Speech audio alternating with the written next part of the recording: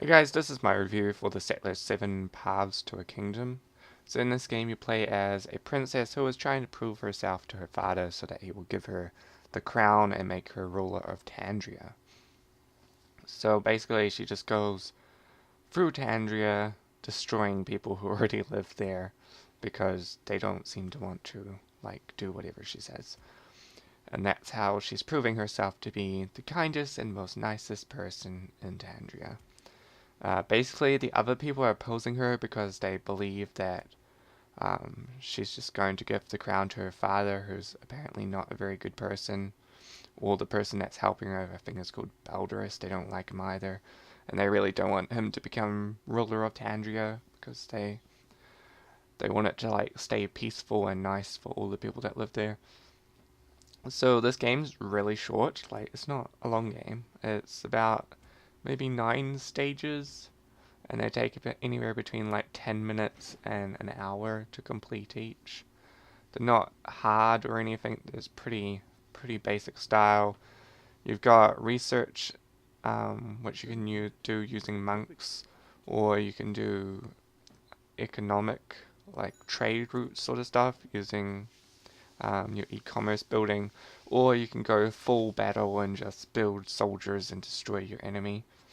And then basically all you're doing is building up whatever star you want so that you can achieve certain missions in the game.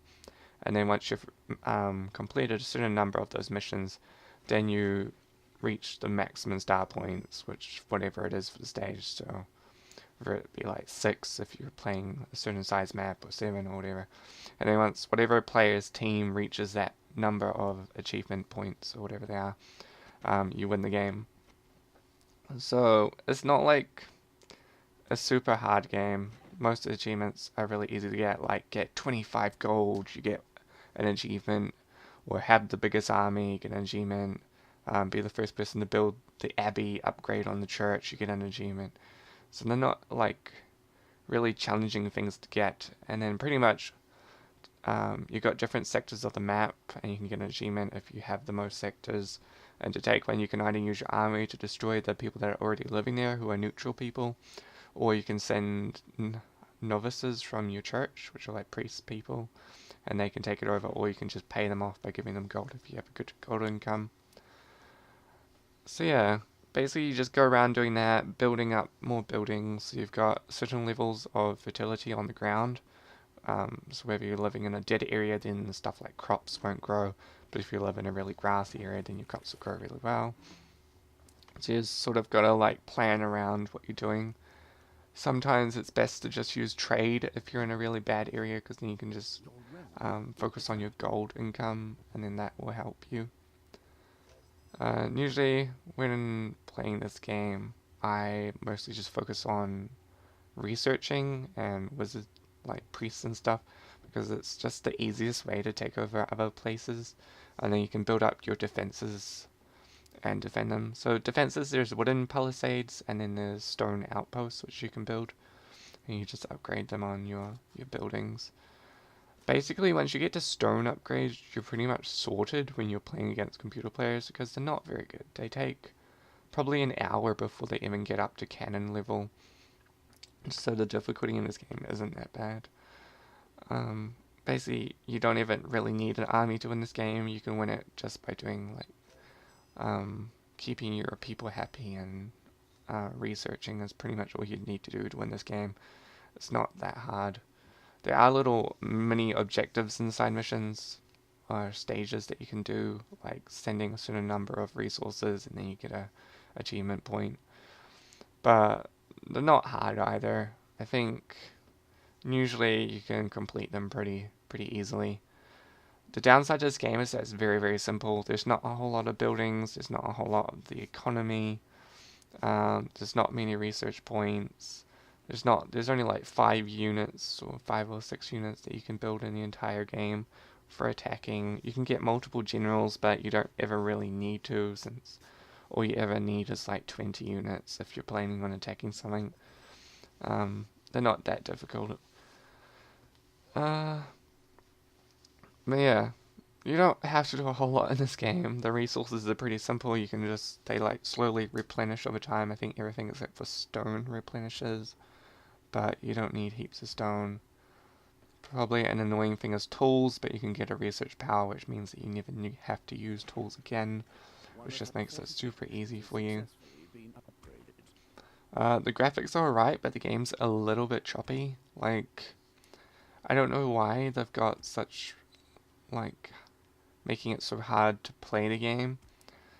Like, I can run it on ultra settings, but it still comes off a little bit laggy, even though according to their random estimator thing of your video card, mine's only using like a quarter of my video card's power when it's playing on ultra, which I don't understand why it's so like annoyingly laggy, but it sort of just does that. Even on lower settings, it still has the same amount of lag, so I think it might just be the game and not my computer, but I don't know. It was still kind of annoying.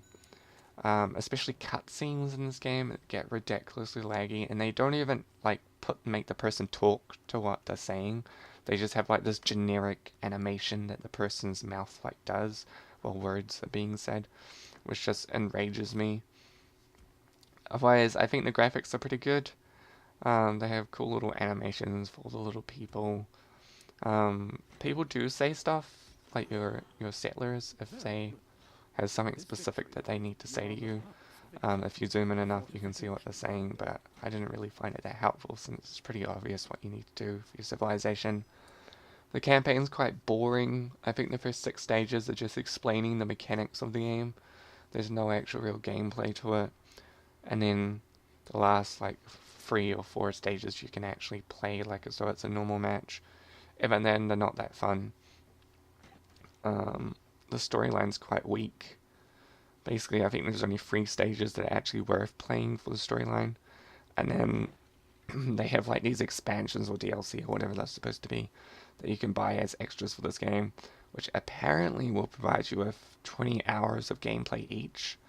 But all it is 3 stages that you can play as an extra. So, not really worth the money, but I guess if you really enjoy the game, you'd buy it, but I couldn't be bothered spending like, I think they were like $20 for an extra 3 stages, which would not give you 20 hours of gameplay unless you were to repeatedly play them, which I was not like at all bothered to do. But yeah, I mean, this game wasn't boring. I did enjoy playing it for the short time that I did, because this game maybe takes, I'd say it would take you about 7.5 hours to complete this entire game. But yeah, so if I had to give it a rating, I'd only give it a 6 out of 10, because it's not the best. It's definitely not polished as well as I'd hope, but then it is a Uplay game, and Uplay is pretty well known by now for just shoving out like crappy games, pretty much. But I mean, they do make some good ones, but most of the time when they bring games out, they don't have them 100% polished. There's usually quite a few bugs in them, because they're just about pumping out stuff, which I don't usually like to play stuff on Uplay. I usually try to avoid Uplay if there's ever a game being released on it. Even if it's one I really want, I'll still avoid it until I think it's ready to be done, or at least look at reviews. Which I think reviews for this game did say it did have its issues, but I was hoping it didn't. But yeah, so I'm only going to give it a 6 out of 10. If you agree or don't agree with my opinion of the game, make sure to comment below this video what you thought of it. Otherwise, I'm only going to give it a 6 out of 10. Okay guys, see ya.